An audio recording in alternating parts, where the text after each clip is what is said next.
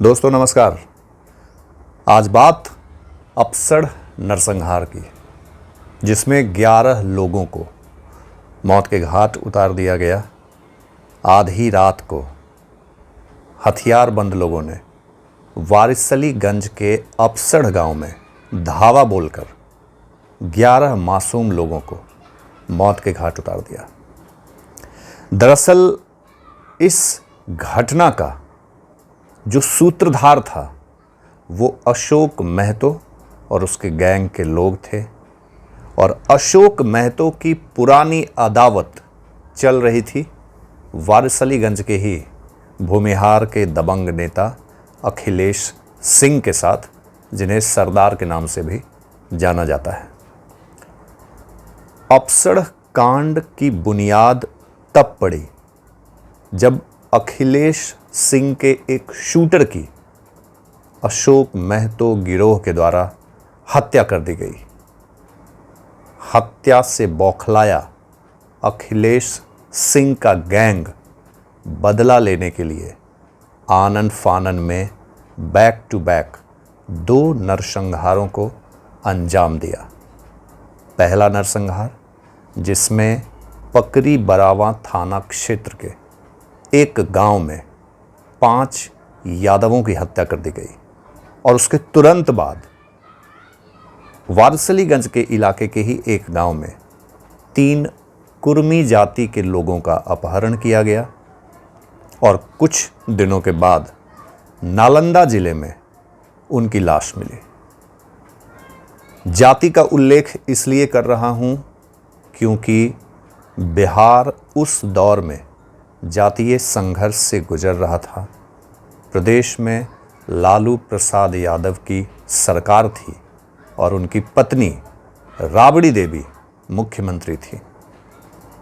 उनके ठीक पहले 7 दिनों के लिए नीतीश कुमार मुख्यमंत्री बने, लेकिन बहुमत साबित न करने के कारण उन्हें इस्तीफा देना पड़ा और कांग्रेस के सहयोग से राबड़ी देवी मुख्यमंत्री बनी।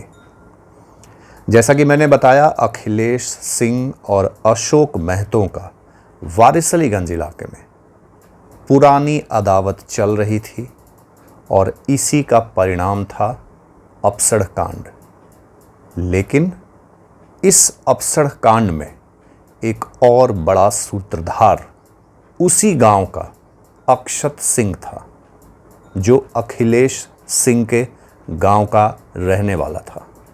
कहा जाता है कि अक्षत सिंह के चाचा की हत्या अखिलेश सिंह गिरोह के श्रवण कुमार नाम के एक व्यक्ति ने कर दी थी, और अपने चाचा के हत्या का बदला लेने के लिए अक्षत सिंह ने अशोक महतो गिरोह से हाथ मिला लिया, क्योंकि अखिलेश सिंह को उसके गांव में घुसकर मारने का जो प्लान अशोक महतो बना रहा था, उसमें बगैर घर के भेदिया के इसे अंजाम देना संभव नहीं था।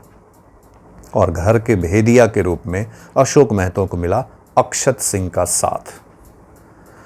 कहा जाता है कि अपसड़ नरसंहार में न सिर्फ अशोक महतो गैंग शामिल था, बल्कि प्रदेश में इस नरसंहार के ठीक पूर्व में 5 यादवों और 3 कुर्मी की हत्या से प्रदेश की जो सरकार थी वो भी खासा नाराज थी।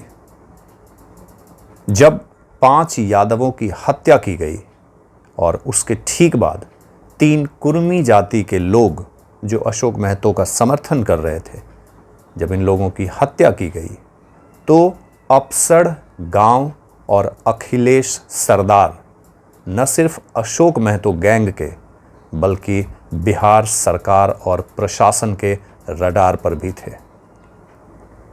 ऐसा सुनने में आता है कि इस घटना को अंजाम देने में शासन, प्रशासन और अशोक महतो गैंग की सक्रिय भूमिका थी। उस दौर में जब बिहार जातीय संघर्ष में जल रहा था, प्रदेश के 2 बड़े नेता लालू प्रसाद यादव और नीतीश कुमार मरने वाले की जाति को देखकर जिस गांव में घटना होती थी वहां विजिट करते थे और ताजा यादवों की हत्या के कारण अपसड़ नरसंहार के बाद प्रदेश सरकार का कोई भी नुमाइंदा अपसड़ गांव उन्हें देखने भी नहीं पहुंचा। बाद में काफ़ी दबाव के बाद मृतकों को 1-1 लाख रुपए का मुआवजा और जो लोग मारे गए थे उनके अंतिम संस्कार के लिए 500 रुपए दिए गए। कहा जाता है कि इस कांड में उस समय के तत्कालीन डीएसपी रहे पीके मंडल की संलिप्तता भी संदिग्ध पाई गई। लगातार पुलिस अखिलेश सिंह के घर और उसके ठिकानों पर छापेमारी कर रही थी।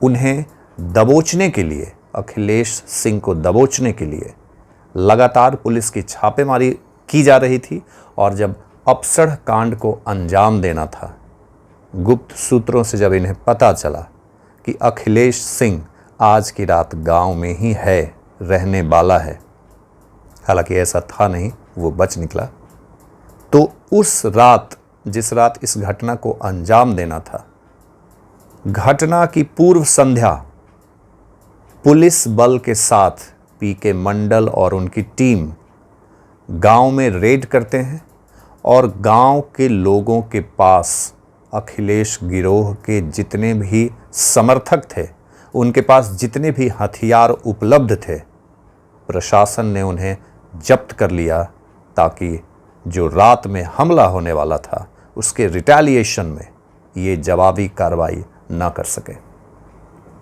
दोस्तों, अपसड़ नरसंहार में 11 लोगों की हत्या कर दी गई और ये वो लोग थे जिनका अखिलेश सिंह, उसके गिरोह या उसके जो क्रियाकलाप थे उससे कोई सीधा संबंध नहीं था। हाँ, खून का संबंध जरूर था। इस घटना में अखिलेश सिंह का छोटा भाई मारा गया, उनके पिता मारे गए और 6 साल 8 साल तक का मासूम मार दिया गया। कहा जाता है कि अशोक महतो इतना दुर्दांत अपराधी था कि उसने इलाके में कई घटनाओं को अंजाम दे रखा था। कभी किसी बीडीओ को मार दिया गया, कभी स्थानीय विधायक को मारने का प्रयास किया गया, कई गांवों में उसने कई हत्याओं और नरसंहार को अंजाम दिया। कुछ लोग अशोक महतो को पिछड़ी जाति का मसीहा और अखिलेश सिंह को अगड़ी जाति का सुपर हीरो समझते हैं, लेकिन इन लोगों को ये नहीं पता कि अपने निजी हित के लिए, अपने निजी स्वार्थ के लिए ये बाहुबली उन आम जनता के सेंटिमेंट का मिसयूज करते हैं। शायद जो लोग जाति के आधार पे ऐसे बाहुबलियों का समर्थन करते हैं वो अपने जीवन काल में उन तमाम मुसीबतों को झेलते हैं जिनसे उन्हें आए दिन रूबरू होना पड़ता है। अगर आम जनता ही जाति के आधार पर किसी का समर्थन करेगी तो प्रदेश की सरकार और शासन व्यवस्था का क्या हाल हो सकता है, आप बखूबी समझ सकते हैं। कहा जाता है कि अपसड़ नरसंहार जब जून 2000 में हुआ तो इसमें आरोपियों की जब गिरफ्तारी हुई और उसके ठीक 2 साल के अंतराल पे ये लोग नवादा जेल ब्रेक कर, नवादा जेल का गेट तोड़कर जेल से भागने में सफल रहे। और ये भी कहा जाता है कि इस घटना में सरकार के मंत्री, तत्कालीन मंत्री, शासन और प्रशासन के तमाम लोग इन्हें भगाने में शामिल थे। जब जेल तोड़कर अशोक महतो, अक्षत महतो और उनके गैंग के कुछ सदस्य भाग रहे थे, उसी दौरान ऊपर से एक फोन आता है स्थानीय प्रशासन को कि भाग रहे इन 2 प्रमुख लोगों में से एक को आज निपटा देना है। और वो एक वही था, घर का भेदिया अक्षत सिंह। जेल ब्रेक कांड के बाद अक्षत सिंह को गोली मारकर उसकी हत्या कर दी गई और अशोक महतो भागने में सफल रहा। आज अशोक महतो न सिर्फ चुनाव लड़ रहा है, बल्कि ऐसे कई लोग हैं जो आज भी उन्हें अपना हीरो मानते हैं। अखिलेश सिंह की पत्नी आज वारिसलीगंज से विधायक है और उन्हें भी अपना रॉबिन हुड और अपना हीरो मानने वाले लोगों की कमी नहीं है। पर ये वो लोग हैं जो अपने आँख पर जाति का चश्मा लगाए हुए हैं। जब उनके आँख से ये जाति का चश्मा हटेगा तब उन्हें समझ में आएगा कि किसी भी बाहुबली का, किसी भी हत्यारे का समर्थन करना मानवीय आधार पे कहीं से उचित नहीं है, चाहे वो किसी भी जाति का हो। ऐसा नहीं है कि अशोक महतो ने पिछड़ों और दलितों की हत्या नहीं की। मणिपुर में या वारिसलीगंज के ऐसे कई गांव रहे जिसमें अशोक महतो ने अपने निजी हित के लिए कई दलितों और पिछड़ों की हत्या भी की। फिर वो पिछड़ों का हीरो कैसे हो सकता है? साथ ही साथ अखिलेश सरदार ग्रुप के लोगों के द्वारा भी ऐसे कई फॉरवर्ड कास्ट के लोगों की भी हत्या की गई जो उनकी जाति से ही बिलोंग करते थे। तो सवाल उस जनता पे भी उठती है जो जाति के आधार पे ऐसे लोगों को आंख बंद कर अपना समर्थन देते हैं। दोस्तों, अफसर नरसंहार में जैसा कि मैंने बताया, मरने वाले अगड़ी जाति से थे, इसलिए लालू प्रसाद या तत्कालीन मुख्यमंत्री राबड़ी देवी न तो उस गांव में उन मृतकों को देखने आई और न ही उनके प्रति कोई ऑफिशियल शोक संवेदना व्यक्त किया। ग्रामीणों का डिमांड था कि राज्यपाल को बुलाया जाए, क्योंकि वो शायद जानते थे कि इस घटना को अंजाम शासन की मिलीभगत से ही दिया गया है। अखिलेश सिंह को इस बात का भी मलाल था। अखिलेश सिंह अफसर के ग्रामीण और उसके गैंग के लोगों को इस बात का भी मलाल था कि कोई भी बड़ा नेता इस कांड के बाद उस गांव में उन्हें देखने नहीं आया।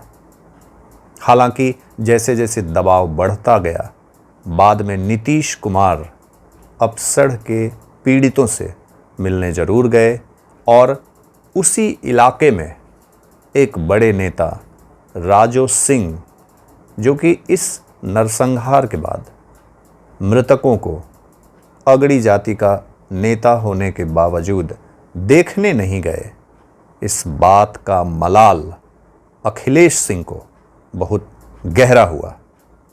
हालांकि बाद में 2005 में राजो सिंह की भी गोली मारकर हत्या कर दी गई। तो दोस्तों, ये बात थी अफसर नरसंहार की, और इस घटना में शामिल अशोक महतो, अक्षत सिंह और स्थानीय प्रशासन के संदिग्ध संलिप्तता की। जल्द ही अगले एपिसोड में बात करेंगे किसी नई घटना, किसी नए कांड, किसी नए अपराध के बारे में। तब तक के लिए बहुत बहुत धन्यवाद। नमस्कार।